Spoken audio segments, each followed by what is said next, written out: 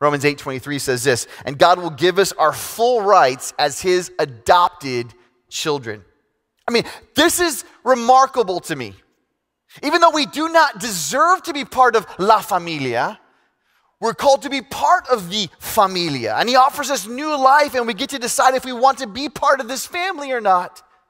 My wife and I, for years, we just thought it was the coolest thing when we heard stories of adoption. And we saw people who were foster families, who would sacrifice the trajectory of their life, of what they thought their life would look like, to make a difference in a child or a teenager. And we always thought it was cool. And we thought we would adopt one day, and we just kept having our own children. And then we kept having more children. And then we get to 4, and we're like, okay, this is done. We're done having our own children. And after 4, we were at a dinner party one night, and I was on one side of the house with some friends, and my wife was on the other side with her friends.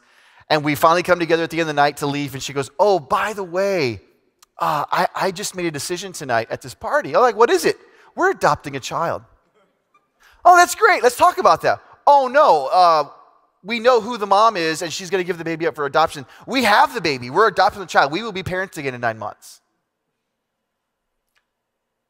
A little insight. That's how my house works, right? 5 years ago, we started the journey of adoption. Now we have Maxwell. It's a sermon for another day, all the details of how it worked and how it's going. But I will tell you this journey gives Maxwell full rights to our family. We have a hashtag that nobody else in the world has. It's called Ortiz Crazies. And if you click on that, it's only my family's pictures.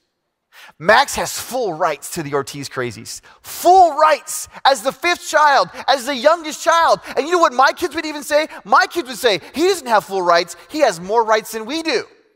How did that happen? I'm like, well, he's cuter than you. So that's just the way it works. And most people don't even know Max is adopted. He just blends right into the family of God. But it didn't happen that way. It took a lot of intentionality and effort, and we had to make decisions. And our children had to make decisions. Were they going to allow Max to have full rights? Or were they going to keep him on the margins? And yesterday we saw my son. He's in college, and we went up to go see him. And yesterday, see my 5-year-old son. We're up to his 20-year-old brother, and that's his hero. Want to know why? Because the 20-year-old created room in the family for the adopted son.